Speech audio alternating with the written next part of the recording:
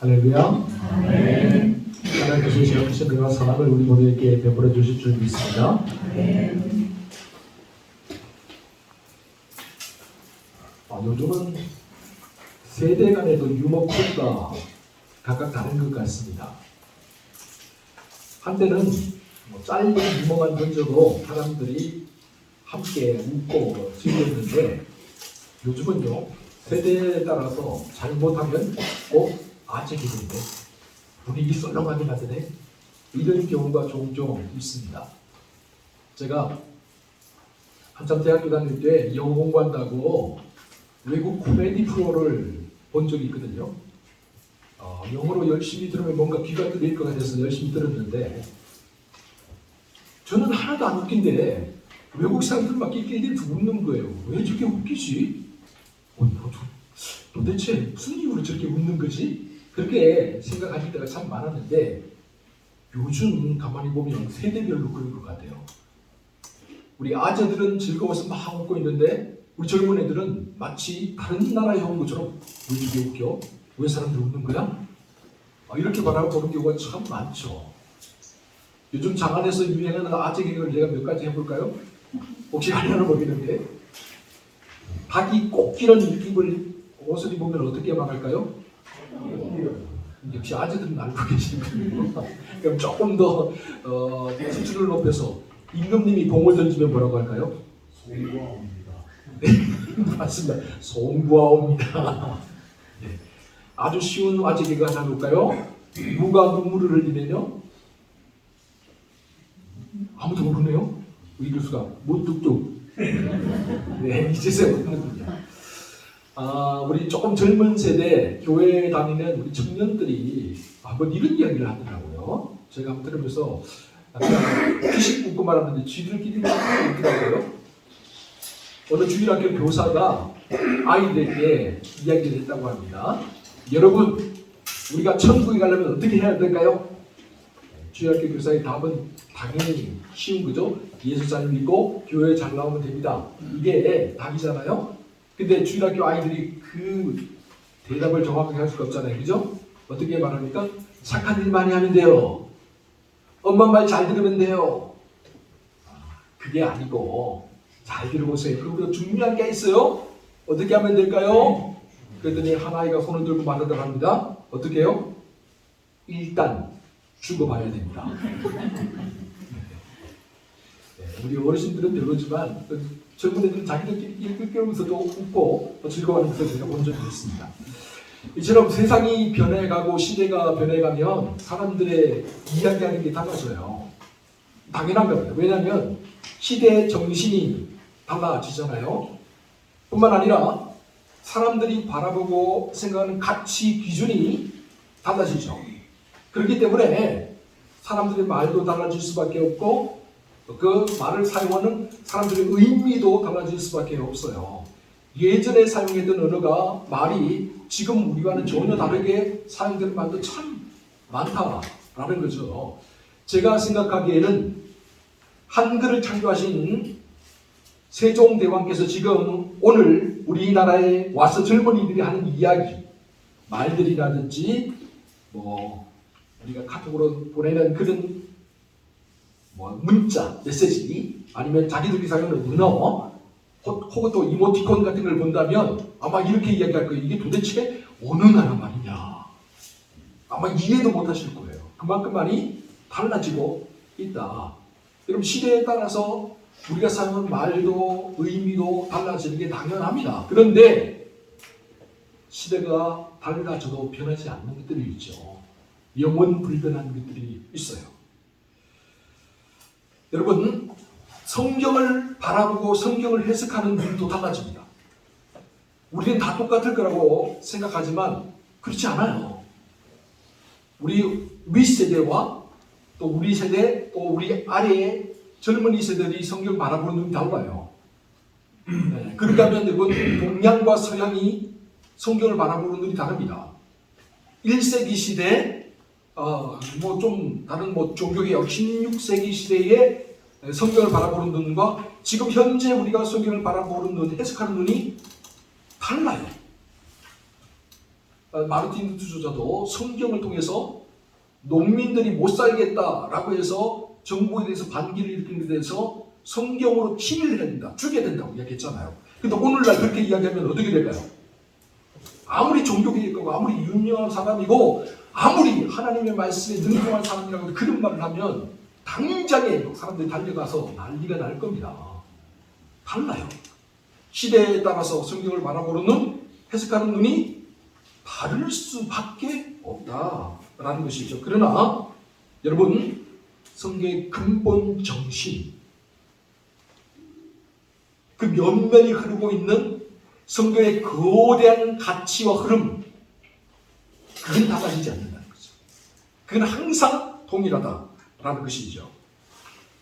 그렇기 때문에 저는 그렇게 생각을 합니다. 신앙이라는 것은요, 항상 언제나 현재형이어야 합니다. 현재형. 우리가 신앙생활함에 있어서 우리 부모와 조상들이 얼마나 대단했나, 그거 그렇게 중요하지 않습니다. 또한 우리가 과거에 얼마나 많은 경험을 했고 얼마나 많이 헌신했냐, 그것도 그렇게 중요하지 않다고 생각해요. 왜요? 지금 현재 나의 믿음이, 지금 현재 내가 하나님을 의지하고 사랑하는 마음이 가물가물해가면 과거의 옛 영광이, 과거의 옛 믿음이 무슨 소용이 있겠습니까? 과거에 찬란했던 것이 지금까지 이어진다면 그건 더할 말이 없이 좋은 거죠. 그러나 과거의 영광만을 따지고 지금 현재 나의 믿음과 나의 모습이 초라해져 간다면, 그래서 마지막 날 주님 앞에 섰을 때 너의 믿음이 어디 있느냐 주님께서 그렇게 물으신다면 우리는 부끄러워할 수밖에 없다라는 것이죠. 그렇기 때문에 여러분, 신앙이란 철저하게 현재형입니다. 오늘 본문 말씀도 이 사실을 우리에게 알려주고 있죠. 이 본문은 십계명과 관련된 말씀입니다. 출애굽기 20장에서 하나님께서 시내산에서 이스라엘 백성들에게, 출애굽의 백성들에게 1세대에게 십계명의 말씀을 한번 주셨어요. 그리고 지금 모압 평지에서 40년 광야 생활을 모두 끝마치고 이제 모압 평지에 따라서 이 요단강만 건너면 하나님의 약속하신 가나안 땅으로 들어가는 그 평지에서 하나님께서 모세를 통해서 다시 한 번 더 출애굽 2세대들에게 이 십계명의 말씀을 전해주고 있는 그런 장면이다라는 것이죠. 그런데 성경의 기본적인 근본적인 정신은 변하지 않는데, 여러분, 세대에 따라서 상황과 형편에 따라서 하나님께 주시는 말씀이 달라요.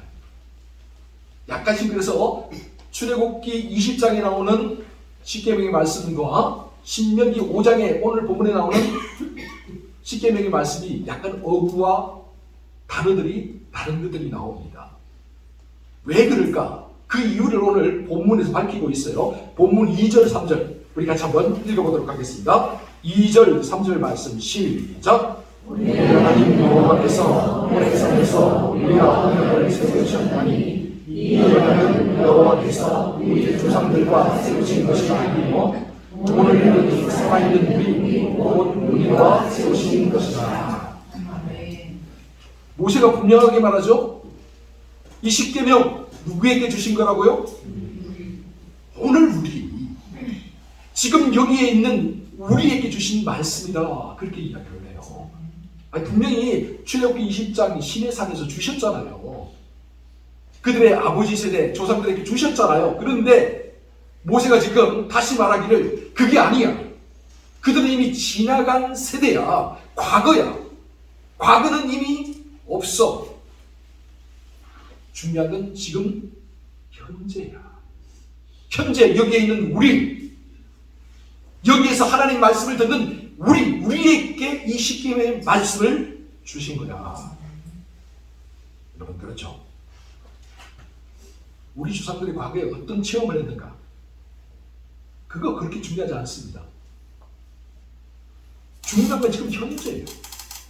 현재 지금 말씀을 듣고 있는 우리, 오늘 우리가 얼마만큼 하나님을 신뢰하고 있는가, 하나님 말씀을 얼마만큼 강력하게 붙들 수 있는가, 이게 중요하다는 거죠. 왜요? 신앙은 항상 현재형이기 때문에 그렇습니다. 사랑하는 성도 여러분, 가만히 생각해보면 출애굽 1세대 정말 대단했잖아요. 출애굽할 때 하나님께서 애굽에 내리는 10가지 재앙을 다 체험했잖아요. 어디 그뿐입니까?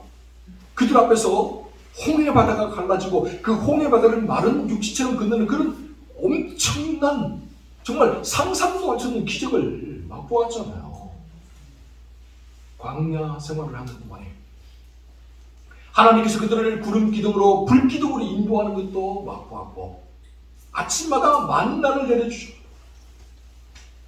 인류가 양식을 먹을 수 있도록 하나님께 채우신 그 놀라운 기적도 맛보았고, 목이 마를 때 반석을 갈라서 그 반석에서 물이 나와서 마음껏 물을 마실 수 있게 해주시고, 그런 정말 상상도 할 수 없는 그런 기적을 날마다 경험하면서 사는 사람들이 출애굽 1세대예요. 그런데 그들의 마지막이 어떻게 되었습니까? 이 놀라운 기적을 체험하면서 살았던 그들의 마지막은 어땠습니까? 그들 모두가 광야에서 죽어서 광야에 묻혔습니다. 이름도 없이 사라져버렸어요. 여호수아와 갈렙, 출애굽 1세 중에서 그 두 사람만 제외하고 모두 다 광야에서 이름도 없이 사라져버렸다는 거예요. 왜 그렇습니까? 하나님이 약속하신 가나안 땅을 향해서, 젖과 꿀이 흐르는 땅을 향해서 그들이 나아갔는데 왜 그렇게 되었을까요? 이유가 다른 데 있지 않아요. 노예 근성 때문에 그렇습니다.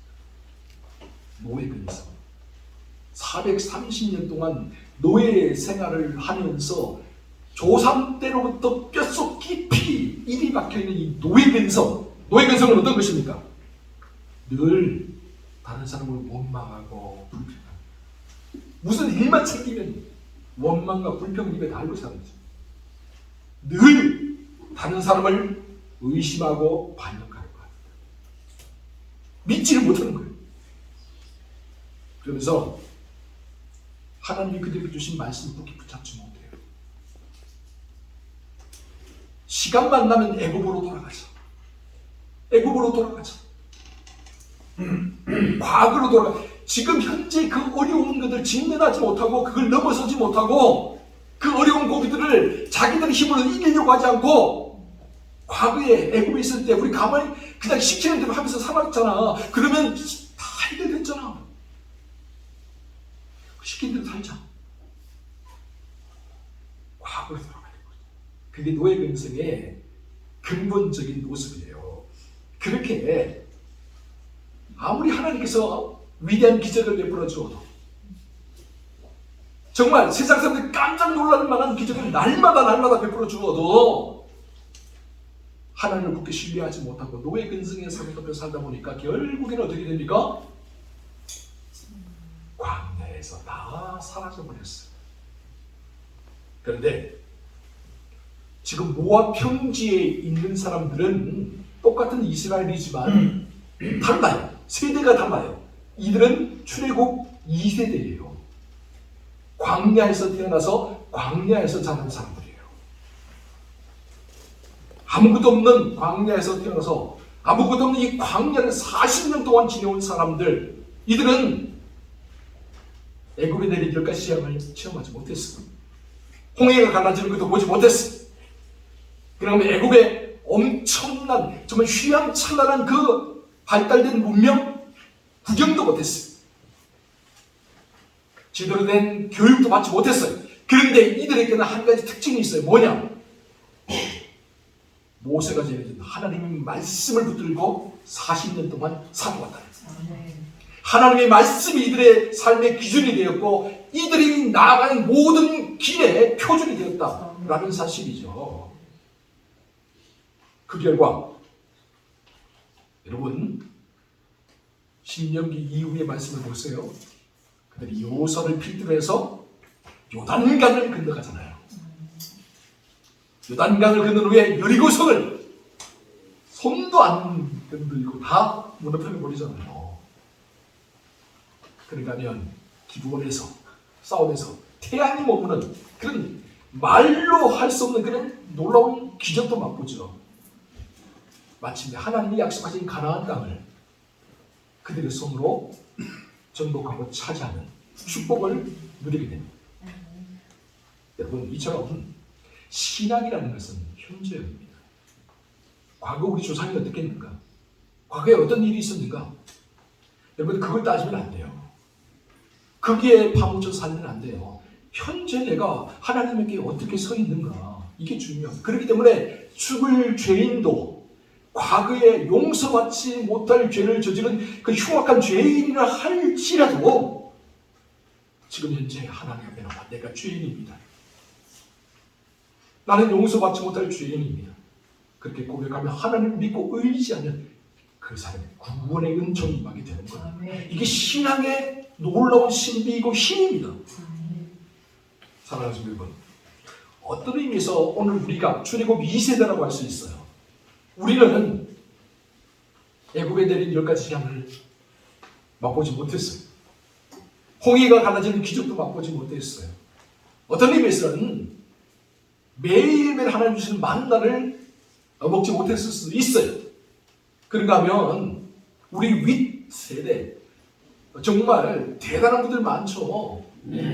이성봉 목사님들, 그 길선주 목사님들 같이 정말 말씀을 선포할 때마다 성령의 불이 임해서 사람들이 막 뒤집어지고 변화되고 놀라운 은사를 경험하는 그런 것들을 우리가 경험하지 못한 분들도 많을 수 있어요. 근데 중요한 건요, 그건 과거잖아요. 중요한 건 오늘 우리잖아요. 지금 현재잖아요. 여러분, 출애굽 1세대가 그 놀라운 기적들을 다 경험하고도 가나안 땅에 들어가지 못했지만 아무것도 경험하지 못한 광야 40년을 살아온 그 출애굽 2세대는 하나님 말씀을 의지하며 살아온 그들은 요단강을 건너서 하나님이 약속하신 가나안 땅을 차지했다는 사실입니다.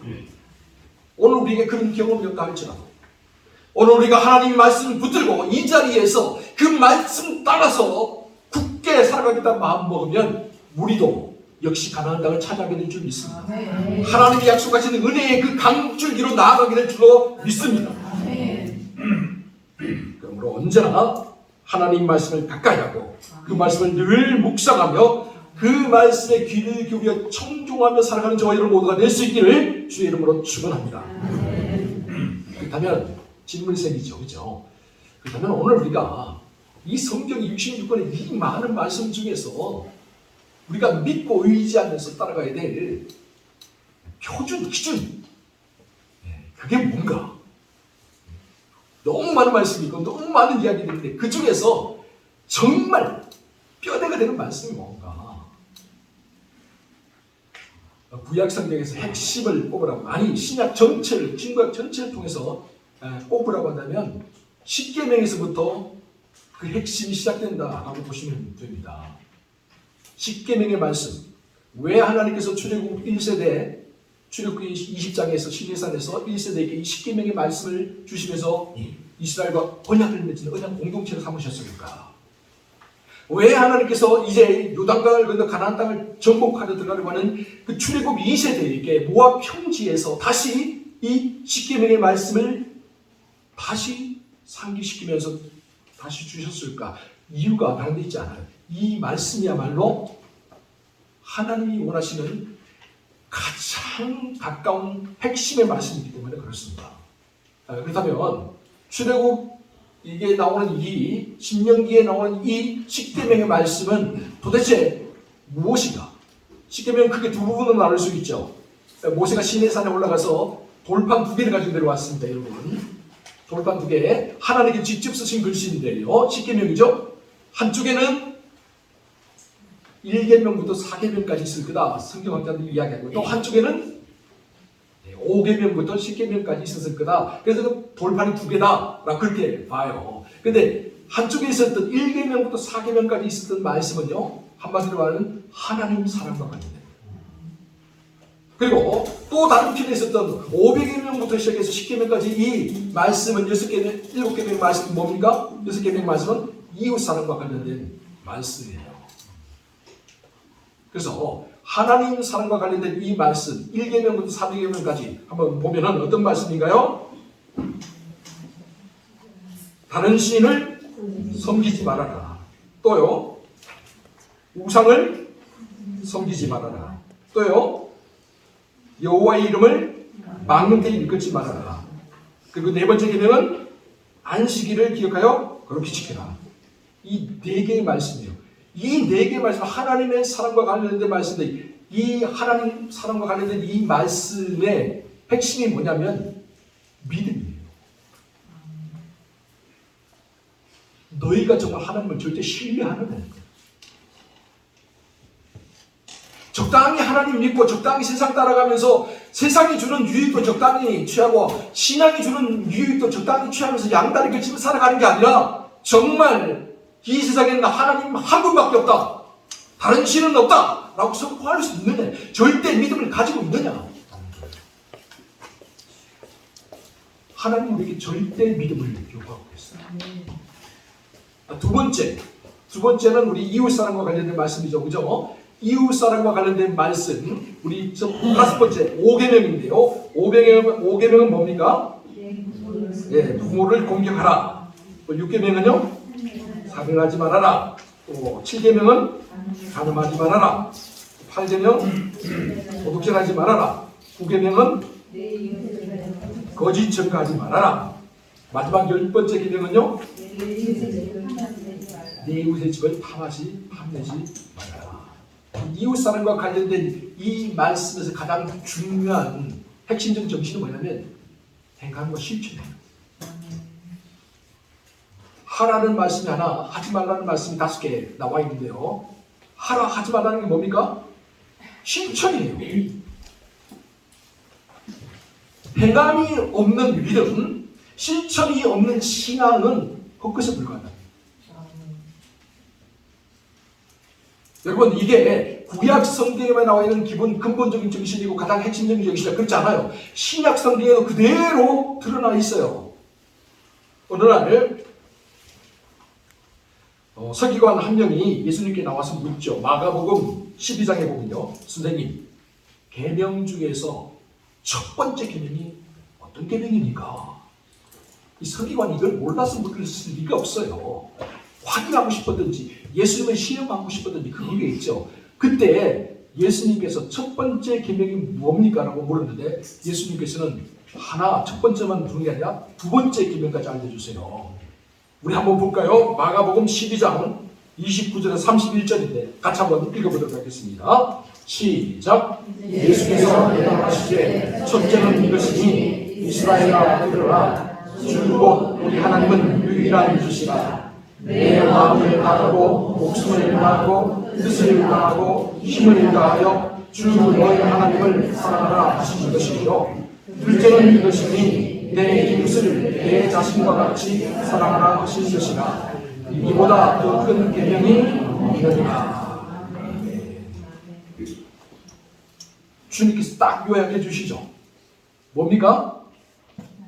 하나님을 사랑하라, 이웃을 사랑하라. 모든 구약의 말씀, 십계명의 두 돌파도 역시 마찬가지지만 모든 구약의 말씀은 딱 두 가지로 요약할 수 있는데 하나님 사랑, 이웃 사랑.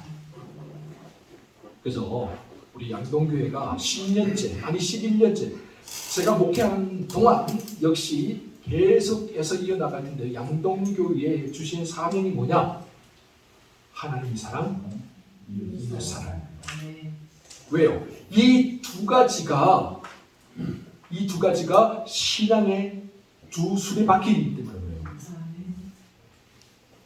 여러분, 수레바퀴가 두 바퀴가 잘 굴러가면 아무런 문제 없이 모든 짐을 싣고 목적지에 딱 도달할 수 있습니다. 그러나 이 두 바퀴 중에 하나가 잘못되었거나 아니면 한쪽은 비대한데 한쪽은 작아지면 어떻게 될까요?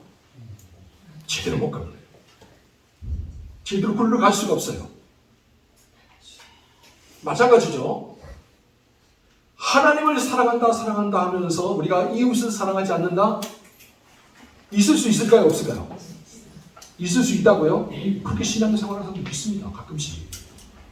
그러면 이웃을 사랑한다 하면서 하나님을 사랑하지 않는 것 있을 수 있을까요? 없을까요? 가끔씩 있을 수 있습니다. 예. 이웃을 구원하는 것이 곧 하나님을 사랑하는 거다라고 이야기하는 사람들, 이웃 구원이 먼저인 사람들이 있어요. 가끔씩 있어요. 그런데 여러분, 건강한 신앙은 아니에요. 균형 잡힌 신앙은 아니에요. 하나님을 향한 절대 믿음이 있는 사람은 이웃을 향한 사랑을 실천하는 사람들이에요. 이게 제대로 되지 않으면 우리 신앙에 지금 문제가 있다는 거죠. 우리 신앙이 어느 쪽 한쪽으로 치우쳐 있다는 거잖아요. 그 신앙은 곧 제자리를 맨맨 돌거나 아니면 덜크덩 걸다가 주저앉게 된다라는 것입니다. 사랑하는 성도 여러분, 사도 요한 선생님께서 요한일서 4장 20절과 21절에서 이렇게 말씀하고 계세요. 우리 한번 천천히 한번 같이 읽어보도록 하겠습니다. 시작. 누구든지 하나님을 사랑하고 그 형제를 미워하면 이는 거짓말하는 자니 본과 형제를 사랑하지 아니하는 자는 오직 하나님과 영혼을 사랑할 수 없느니라. 우리가 이 계명을 지키게 받았느니 하나님을 사랑하는 자는 또한 우리 형제를 사랑할지니라. 보세요. 뭐라고 말합니까? 하나님을 사랑하면 당연히 누굴 사랑해야 된다고요? 형제, 이웃을 사랑해야 되는 거예요. 보이는 이웃을 사랑하지 않으면서 보이지 않는 하나님을 사랑한다고 하는 것은 거짓말이라는 거예요. 잘못되어 있다는 거예요. 지금 그 신앙이. 그래서 이웃 사랑과 하나님 사랑은 뗄래야 뗄 수가 없는 사랑이에요. 근데 여러분 기억하세요. 우리가 왜 하나님을 사랑해야 되는가? 우리가 왜 이웃을 사랑해야 되는가? 그 당위성이 어디에 있는가? 그 당위성은요, 하나님께로부터 옵니다.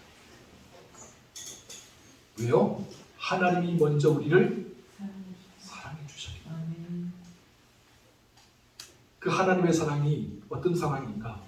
요한복음 3장 16절에서 사도 요한이 이렇게 말하고 있습니다. 한번 같이, 너무나도 유명한 성경 구절이죠. 우리 한번 같이 읽어봅니다. 시작. 하나님이 세상을 이처럼 사랑하사 독생자를 주셨으니 이는 그를 믿는 자마다 멸망하지 않고 영생을 얻게 하였습니다. 아멘. 여러분, 이것이 기독교의 근본 진리입니다. 복음의 핵심 요체. 하나님이 세상을 이처럼 사랑하사, 하나님이 먼저 우리를 사랑해 주셨어요. 하나님이 먼저 우리를 사랑해 주셨기 때문에 독생성자 예수 그리스도를 인간의 몸을 입고 이 땅에 보내주셨어요. 그 예수님께서 십자가 위에서 우리의 모든 죄를 대속하기 위해서 희생제물이 되어 주셨어요.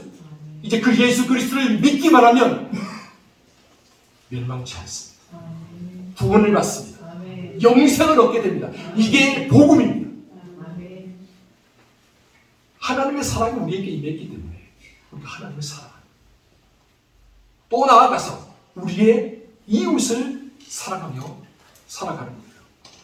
여러분, 이웃 사랑은 단순히 나의 가족, 내 친구, 내 곁에 있는 사람들에게만 해당되는 게 아니라 좀 더 넓혀서 온 세상을 향한 사랑이 되옵니다. 사실 저도 이렇게 말하지만 사랑을 제대로 실천하지 못할 때가 많아요. 부끄럽죠. 어버이날을 맞이해서 제가 지난주 화요일인가요? 잠깐 시골에 타고 왔습니다. 저의 아버지 어머니 다 이제 세상을 떠나셨거든요. 양동교에 와서 우리 어머니 세상을 떠나셨어요. 2017년 떠나셔서 우리 양동 가족들 참 많이 위로해 주셔서 너무 감사했고요.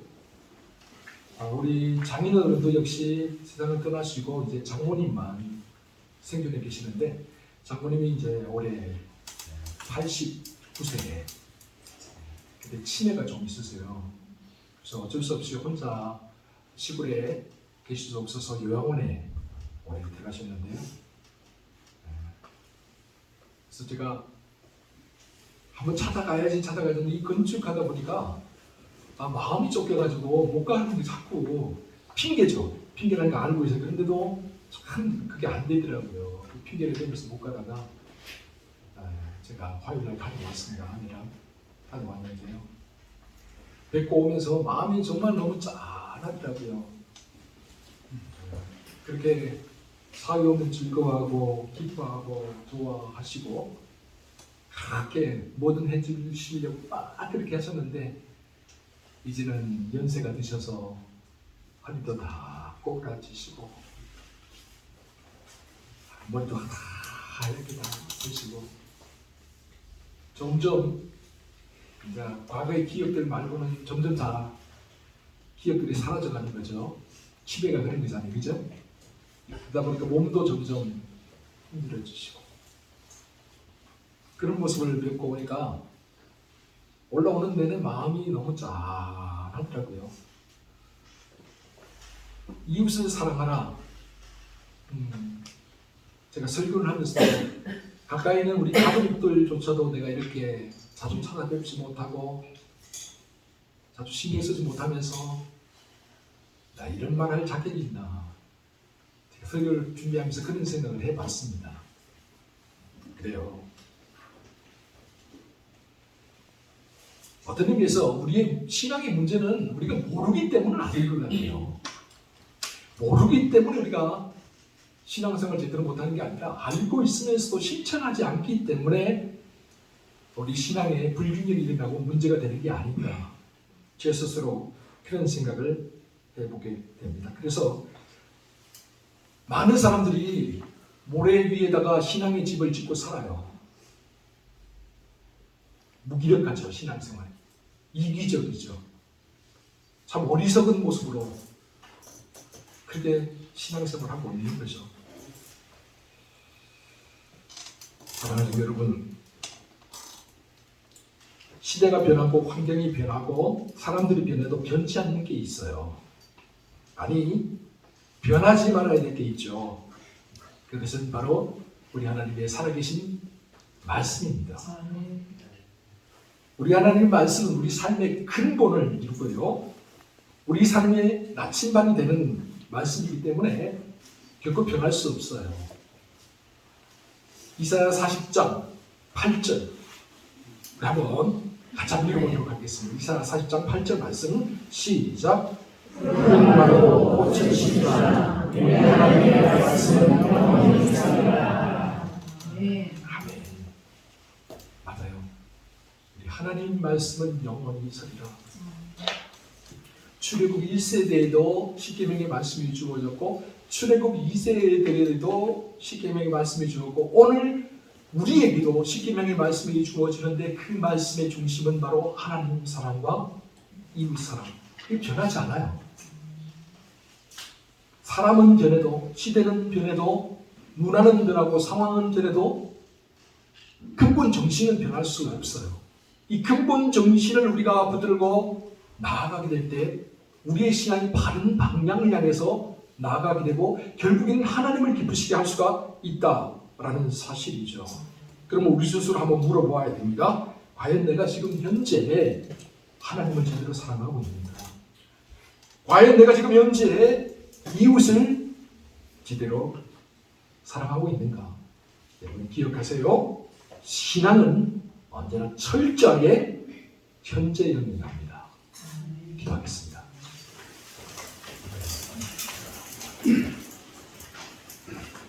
주님, 하나님을 더 많이 사랑하는 우리 양동가족 모두가 되게 해주옵소서.